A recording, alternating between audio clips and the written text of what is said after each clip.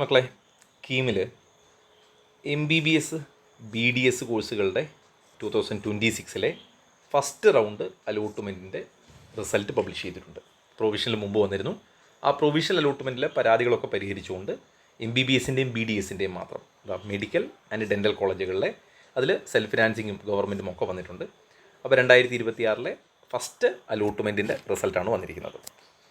അപ്പോൾ c.kerala.gov. എന്നുള്ള സൈറ്റിൽ നിങ്ങൾക്ക് അലോട്ട്മെൻറ്റ് ലിസ്റ്റ് കാണാം. നിങ്ങളുടെ കാൻഡിഡേറ്റ് പോർട്ടലിൽ കയറിയും നിങ്ങൾക്ക് ആ ലിസ്റ്റ് കാണാം. ആ ഫുൾ ലിസ്റ്റ് PDF ഞാൻ ഗ്രൂപ്പിൽ ഓൾറെഡി ഇട്ടിട്ടുണ്ട്. നിങ്ങൾക്ക് കീമിൻ്റെ സൈറ്റിൽ നിന്ന് നേരിട്ടെടുക്കാം. അല്ലെങ്കിൽ നിങ്ങളുടെ കാൻഡിഡേറ്റ് പോർട്ടലിൽ കയറിയാൽ നിങ്ങളുടെ ഇൻഡിവിജ്വൽ റിസൾട്ടും കാണാം. അപ്പോൾ ഓൾറെഡി പറഞ്ഞു, 25-ാം തീയതി പ്രൊവിഷണൽ അലോട്ട്മെൻറ്റ് പബ്ലിഷ് ചെയ്തിരുന്നു. അതിനുശേഷമുള്ള പരാതികളൊക്കെ പരിഹരിച്ചതിന് ശേഷമാണ് ഫൈനൽ വന്നിരിക്കുന്നത്.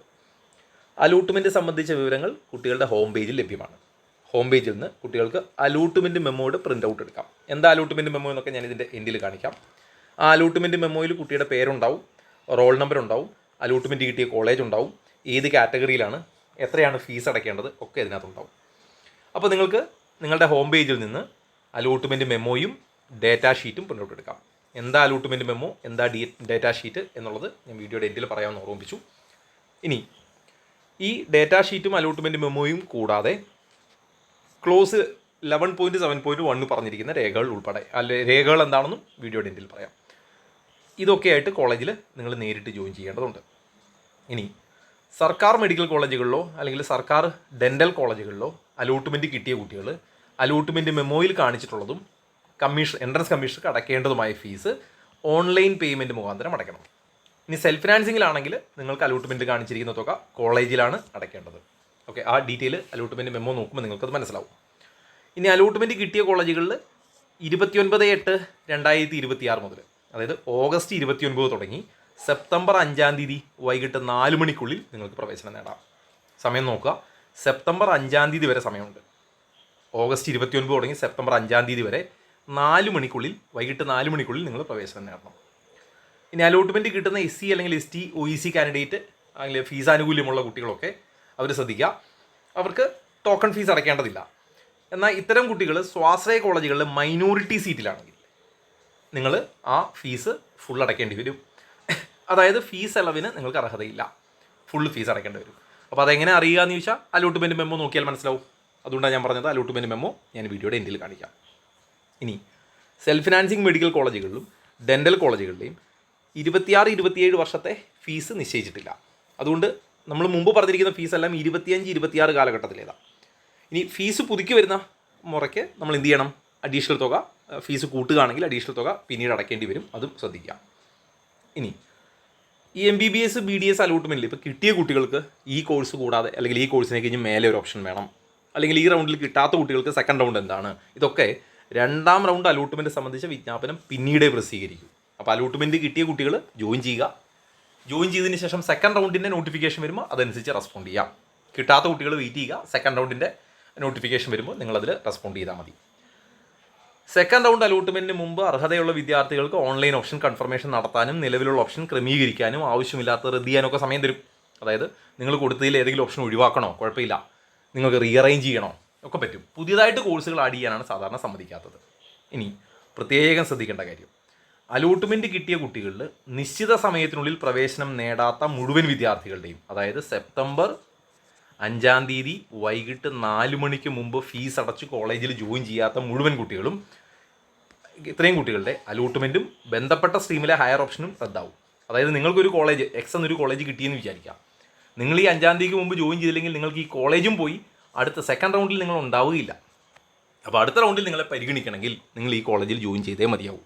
ഓക്കെ, ഇനി നിശ്ചിത സമയത്ത് അഡ്മിഷൻ എടുക്കാത്തവരുടെയും അഡ്മിഷൻ എടുത്തതിന് ശേഷം TC വാങ്ങുന്നവരുടെയും, അഡ്മിഷൻ എടുത്തില്ലെങ്കിലും അഡ്മിഷൻ എടുത്തിട്ട് പിന്നീട് റിസൈൻ ചെയ്താലും നിങ്ങൾ രജിസ്ട്രേഷൻ അടച്ച ഫീസ് തിരിച്ചു തരൂല. ഓക്കെ, അഡ്മിഷൻ കിട്ടാത്ത, അലോട്ട്മെൻറ്റ് കിട്ടാത്ത കുട്ടികൾക്ക് മാത്രമാണ് പിന്നീട് റീഫണ്ട് ഉണ്ടാവുക. അതേപോലെ അഡ്മിഷൻ കിട്ടി എടുത്ത കുട്ടികൾക്കും റീഫണ്ട് വരും.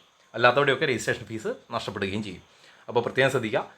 1-ാം റൗണ്ട് അലോട്ട്മെൻറ്റുമായിട്ട് ബന്ധപ്പെട്ട് പ്രധാനപ്പെട്ട കാര്യങ്ങളാണ്, അവരുടെ നോട്ടിഫിക്കേഷനിൽ പറഞ്ഞ പ്രധാനപ്പെട്ട കാര്യങ്ങളാണ് ഞാനിപ്പോൾ ഓർമ്മിപ്പിച്ചത്. ഇനി എങ്ങനെയാണ് അലോട്ട്മെൻറ്റ് മനസ്സിലാക്കുക, എന്താണ് മെമ്മോ അല്ലെങ്കിൽ അലോട്ട്മെൻറ്റ് മെമ്മോ എന്നുള്ളതിൻ്റെ ഡീറ്റെയിലേക്ക് വരാം. അതിന് ആദ്യം നിങ്ങൾ c.kerala.gov. എന്നുള്ള സൈറ്റിൽ കയറുക. ഓക്കെ, ആ c.kerala.gov. എന്നുള്ള സൈറ്റിൽ കയറുമ്പോൾ നിങ്ങൾക്ക് ഇതാ ഇങ്ങനൊരു പേജ് ഉണ്ടാവും. ആ പേജിൽ നിങ്ങൾ എന്ത് ചെയ്യണം, നിങ്ങളുടെ ആപ്ലിക്കേഷൻ നമ്പർ ഇവിടെ എൻ്റർ ചെയ്യണം. ഇവിടെ നിങ്ങളുടെ ആപ്ലിക്കേഷൻ നമ്പറും കൊടുത്ത് ഇവിടെ നിങ്ങളുടെ പാസ്വേഡും കൊടുത്ത് ഇവിടെ ആക്സസ് കോഡും കൂടെ കൊടുത്ത് ലോഗിൻ ചെയ്യുക.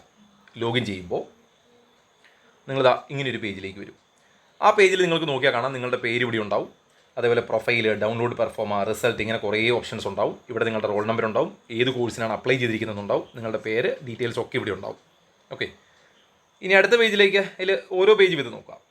നിങ്ങൾക്ക് ഇവിടുന്ന് എന്തൊക്കെയാണ് എടുക്കേണ്ടതെന്ന് ചോദിച്ചാൽ അലോട്ട്മെൻറ്റ് റിസൾട്ട് ഇത് ക്ലിക്ക് ചെയ്താൽ നിങ്ങളുടെ റിസൾട്ട് കാണാം. ഡേറ്റാ ഷീറ്റ് എടുത്താൽ നിങ്ങൾക്ക് ഡേറ്റാ ഷീറ്റ് കിട്ടും. അപ്പോൾ ഈ അലോട്ട്മെൻറ്റ് റിസൾട്ട് നിങ്ങളുടെ അലോട്ട്മെൻറ്റ് മെമ്മോ കിട്ടും, ഡേറ്റാ ഷീറ്റിൽ നിങ്ങളുടെ ഡേറ്റാ ഷീറ്റ് കിട്ടും. ഈ രണ്ട് സാധനം അവിടെ കിട്ടും. അപ്പോൾ ഈ അലോട്ട്മെൻറ്റ് റിസൾട്ട് നിങ്ങൾ ക്ലിക്ക് ചെയ്തു എന്ന് വിചാരിക്കാം. ഓക്കെ, അപ്പോൾ അലോട്ട്മെൻറ്റ് റിസൾട്ട് ഇവിടെ വന്നു. ആ റിസൾട്ടിൽ നിങ്ങളുടെ ആപ്ലിക്കേഷൻ നമ്പർ ഉണ്ടാവും, അതേപോലെ നിങ്ങളുടെ പേരുണ്ടാവും, ഏത് കോഴ്സിനാണ് അഡ്മിഷൻ കിട്ടിയിരിക്കുന്നത്, ഏത് കോളേജിലാണ് അഡ്മിഷൻ കിട്ടിയിരിക്കുന്നത്, ഏത് ടൈപ്പാണ് ആ കോളേജ്, ഏത് സീറ്റ് ടൈപ്പാണ് നിങ്ങൾക്ക് കിട്ടിയത് ഒക്കെ അവിടെ ഉണ്ടാവും. ഇവിടെ പ്രിൻ്റ് അലോട്ട്മെൻറ്റ് മെമ്മോ എന്നുണ്ടാവും. ഇത് ക്ലിക്ക് ചെയ്താൽ നിങ്ങൾക്ക് അലോട്ട്മെൻറ്റ് മെമ്മോ ഡൗൺലോഡ് ചെയ്തെടുക്കാം.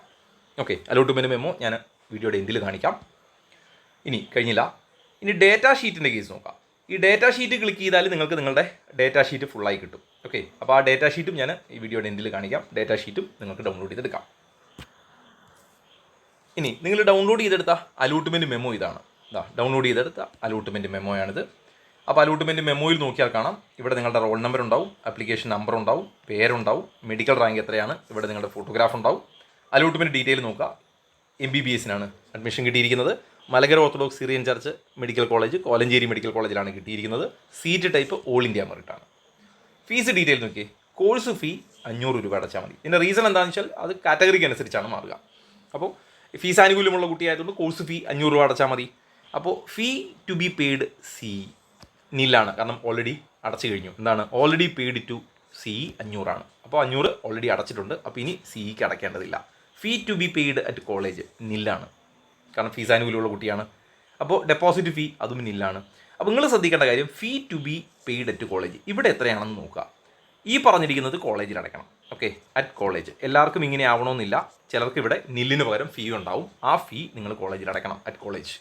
ഫീ ടു ബി പെയ്ഡ് ഇവിടെ നിങ്ങൾക്ക് എത്രയാണ് ഫീ, അത് നിങ്ങൾ ഓൺലൈൻ സിയിൽ അടയ്ക്കുകയും വേണം. മനസ്സിലായോ? ഈ രണ്ട് തുക നിങ്ങൾ നിർബന്ധമായിട്ട് അടയ്ക്കേണ്ടതുണ്ട്. അപ്പോൾ ഞാൻ ഒരിക്കൽ കൂടി അത് ഓർമ്മിപ്പിക്കുന്നു. ഏതാണ് അടയ്ക്കേണ്ടി വരിക? ഇത് ഇവിടെ എത്ര എമൗണ്ട് കാണിച്ചിരിക്കുന്നു അത് ഓൺലൈൻ അടയ്ക്കണം, ഇവിടെ എത്ര എമൗണ്ട് കാണിച്ചിരിക്കുന്നു അത് കോളേജിലും അടയ്ക്കണം. ഇതാണ് നിങ്ങൾ നിലവിൽ അടയ്ക്കേണ്ട ഫീ. ഇനി ഡേറ്റ് ഓഫ് ജോയിനിങ് പറഞ്ഞിട്ടുണ്ട്. ഞാൻ നേരത്തെ പറഞ്ഞ പോലെ സെപ്റ്റംബർ 5-ാം തീയതി വൈകിട്ട് 4 മണിക്ക് മുമ്പ് ജോയിൻ ചെയ്യണം. ഇനി നോക്കുക, document to be produced at the time of joining. നിർബന്ധമായിട്ട് നിങ്ങൾ കോളേജിൽ കൊണ്ടുപോകേണ്ട ഡോക്യുമെൻറ്റുകൾ എന്താ? ഒന്ന് ഡേറ്റാ ഷീറ്റ്. ഞാൻ പറഞ്ഞു ഡേറ്റാ ഷീറ്റ് എന്താണെന്നും എങ്ങനെ എടുക്കാമെന്നും പറഞ്ഞു. ഡേറ്റാ ഷീറ്റ് ഞാൻ കാണിക്കാം.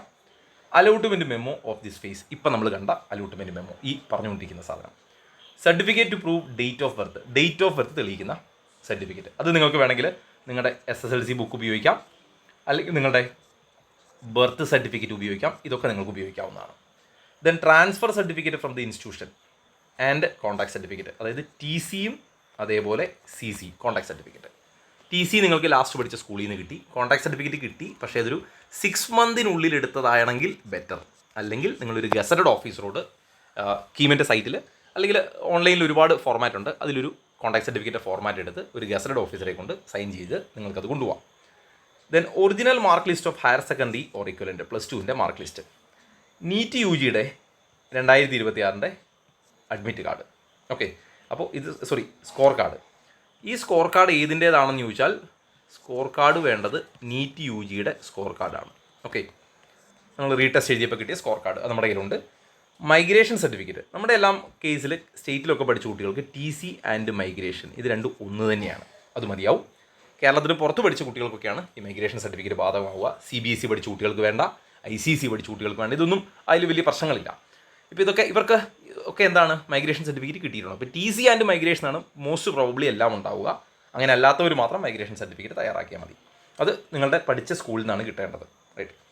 ഇനി receipt of the fee remitted by online, അതായത് നിങ്ങളോട് തൊട്ട് മുമ്പ് നമ്മൾ പറഞ്ഞു ഓൺലൈൻ അടയ്ക്കേണ്ട തുക അടയ്ക്കണമെന്ന് പറഞ്ഞു. ഇത് അടച്ചതിൻ്റെ ഒരു സ്ലിപ്പ്, ട്രാൻസാക്ഷൻ ID ഉള്ള ഒരു സ്ലിപ്പ്. ഓൺലൈനായിട്ടാണ് അടയ്ക്കുന്നതെങ്കിൽ GPay ആണെങ്കിൽ അതിൻ്റെ ഒരു print out. Then eligibility certificate from the university concerned, അതായത് നിങ്ങൾ കേരളത്തിലെ സ്റ്റേറ്റ് ബോർഡിൽ പഠിച്ചതല്ല എങ്കിൽ ഇത് ബാധകമാണ്. എല്ലാവർക്കും അല്ല, ആർക്കൊക്കെ വേണ്ട? CBSE പഠിച്ച കുട്ടികൾക്ക് ഇത് വേണ്ട, എലിജിബിലിറ്റി സർട്ടിഫിക്കറ്റ് വേണ്ട. ICSEയിൽ ഹയർ സെക്കൻഡറി പാസ്സായ കുട്ടികൾക്ക് വേണ്ട. State board, Kerala state board പഠിച്ചവർക്കും വേണ്ട. ഈ 3 കൂട്ടരൊഴികെ നിങ്ങൾ കേരളത്തിന് പുറത്തുള്ള ഏതെങ്കിലും സംസ്ഥാനത്തിൻ്റെ സ്റ്റേറ്റ് ബോർഡ് പഠിച്ചവരാണെങ്കിൽ, അല്ലെങ്കിൽ ഇന്ത്യക്ക് വെളിയിലൊരു സിലബസിൽ പഠിച്ചവരാണെങ്കിൽ മാത്രം നിങ്ങൾ എലിജിബിലിറ്റി സർട്ടിഫിക്കറ്റ് കേരളത്തിൽ നിന്ന് എടുക്കേണ്ടതുണ്ട്. പിന്നെയുള്ളത് ഫിസിക്കൽ ഫിറ്റ്നസ് സർട്ടിഫിക്കറ്റ്. ഇതിൻ്റെ ഫോർമാറ്റ് ഓൾറെഡി നമ്മൾ മുമ്പ് ഗ്രൂപ്പിൽ ഇട്ടിരുന്നു. അല്ലെങ്കിൽ നിങ്ങൾക്ക് പ്രോസ്പെക്ടസിലെ അനക്സർ, ഈ അനക്സർ ഉപയോഗിക്കാം. അത് നിങ്ങളൊരു അക്ഷയയിൽ പറഞ്ഞാൽ പ്രിൻ്റ് ഔട്ട് എടുത്ത് തരും. ഇത് ഒരു ഗവൺമെൻറ് ഹോസ്പിറ്റലിൽ പോയി അസിസ്റ്റൻറ്റ് സർജനിൽ കുറയാത്ത റാങ്കുള്ള ഒരു ഡോക്ടറെ കൊണ്ട് സൈൻ ചെയ്യിച്ചു വാങ്ങിയാൽ മതി. ഓക്കെ, അസിസ്റ്റൻറ്റ് സർജനിൽ കുറയാത്ത റാങ്കുള്ള ഒരു ഡോക്ടറെ കണ്ട് ഗവൺമെൻറ് ഹോസ്പിറ്റലിൽ നിന്ന് വാങ്ങുന്നതാണ് better. Then original of all document or certificate uploaded during the online application. ഇതെന്താണെന്ന് ചോദിച്ചു കഴിഞ്ഞാൽ, നിങ്ങൾ കാറ്റഗറി ഒക്കെ ഉണ്ടെങ്കിൽ നിങ്ങളുടെ കമ്മ്യൂണിറ്റി സർട്ടിഫിക്കറ്റ്, ഇനി NCL ആണെങ്കിൽ NCL, EWS ആണെങ്കിൽ EWS, SC കമ്മ്യൂണിറ്റി അല്ലെങ്കിൽ ST കമ്മ്യൂണിറ്റി ആണെങ്കിൽ community certificate, inter caste marriage, അങ്ങനെ നിങ്ങൾ റിസർവേഷൻ ക്ലെയിം ചെയ്യാൻ ഉപയോഗിച്ച എല്ലാ ഡോക്യുമെൻറ്റുകളും, ഇപ്പോൾ എക്സ് സർവീസ് ആണെങ്കിൽ അതിൻ്റെ ഡോക്യുമെൻറ്റ്, NCC ആണെങ്കിൽ അതിൻ്റെ ഡോക്യുമെൻറ്റ്, അതായത് ക്ലെയിം ചെയ്യാനുള്ള എല്ലാ റിസർവേഷൻ്റെയും original document. Any other document required in allotment as per notification. ഇനി കോളേജ് ആവശ്യപ്പെടുന്ന, ഇപ്പോൾ ചിലപ്പോൾ ചില സ്ഥലങ്ങളിൽ ആൻറ്റി റാഗിങ്ങിൻ്റെ ബോണ്ട് ആവശ്യപ്പെടും. സാധാരണ ഫസ്റ്റ് റൗണ്ടിൽ ആ പ്രശ്നങ്ങൾ ഉണ്ടാവില്ല. ഇനി അങ്ങനെ ആവശ്യപ്പെട്ടാൽ അതും. ഇത്രയുമാണ് നിങ്ങൾ കോളേജിൽ കൊണ്ടുപോകേണ്ട ഡോക്യുമെൻറ്റുകൾ. ഇനി നമ്മൾ ഡേറ്റാ ഷീറ്റിലേക്ക് വരുന്നു. ഞാൻ നേരത്തെ പറഞ്ഞു, ഡേറ്റാ ഷീറ്റ് ക്ലിക്ക് ചെയ്താൽ നിങ്ങൾക്ക് ഇങ്ങനെ ഡേറ്റാ ഷീറ്റ് എന്നൊരു ഓപ്ഷൻ കാണാം. അപ്പോൾ നിങ്ങൾ ചെയ്യേണ്ടത് എന്താ വെച്ചാൽ, ഈ ഡേറ്റാ ഷീറ്റ് ഇതിൻ്റെ ഡീറ്റെയിൽ നോക്കുക. ഇവിടെ നിങ്ങളുടെ റോൾ നമ്പർ ഉണ്ടാവും, ആപ്ലിക്കേഷൻ നമ്പർ ഉണ്ടാവും, കുട്ടിയുടെ പേര്, കുട്ടിയുടെ ഫുൾ അഡ്രസ്സ്, കുട്ടിയുടെ ഫോട്ടോഗ്രാഫ്, ഇന്ത്യൻ അല്ലെങ്കിൽ കേരളൈറ്റ് എന്നുള്ള detail, date of birth, annual income, ഏതൊക്കെ കാറ്റഗറി, ബാക്ക്വേർഡ് ഹിന്ദു ആണ്, അതേപോലെ എക്സ് സർവീസ് ആണ്, ഇങ്ങനെ കുറേ റിസർവേഷൻ ഈ കുട്ടി. അപ്പോൾ ഈ പറഞ്ഞ റിസർവേഷൻ, ഈ പറഞ്ഞ ഫീസ് ആനുകൂല്യമുള്ള കുട്ടിയാണ്. ഞാൻ നേരത്തെ പറഞ്ഞു 500 രൂപയാണ് ഫീ അടയ്ക്കേണ്ടി വന്നത്. അപ്പോൾ ഇങ്ങനെയുള്ള ഡീറ്റെയിൽസ് ഒക്കെ നിങ്ങൾക്ക് ഏതൊക്കെ കാറ്റഗറിയിലാണ് എലിജിബിലിറ്റി ഉണ്ടായിരുന്നത് എന്നൊക്കെ കൊടുക്കും. ഇതാണ് നിങ്ങളുടെ ഡേറ്റാ ഷീറ്റ്. ഇനി ഏതിനൊക്കെ ഈ ഓരോ റാങ്ക് കൊടുത്തിട്ടുണ്ട് ഇവിടെ, ആ റാങ്കുകൾ നിങ്ങൾക്ക് കാണാം. ഇങ്ങനെ നിങ്ങൾക്ക് കൊടുക്കുമ്പോൾ നിങ്ങളുടെ ഡീറ്റെയിൽ ഇവിടെ ഉണ്ടാവും. ഇതിപ്പോൾ ആ കുട്ടിയുടേതായതുകൊണ്ട് ഇപ്പോൾ ഏതിനൊക്കെ കുട്ടി എലിജിബിൾ ആണ് എന്നൊക്കെയുള്ളത് ഇവിടെ താഴെ കൊടുത്തിട്ടുണ്ട്. ഇതാണ് ഡേറ്റാ ഷീറ്റ്, ഇത്രയും സാധനം. അപ്പോൾ ഞാൻ ഓൾമോസ്റ്റ് ഈ നോട്ടിഫിക്കേഷൻ അല്ലെങ്കിൽ ജോയിനിങ്ങുമായിട്ട് ബന്ധപ്പെട്ട ഫസ്റ്റ്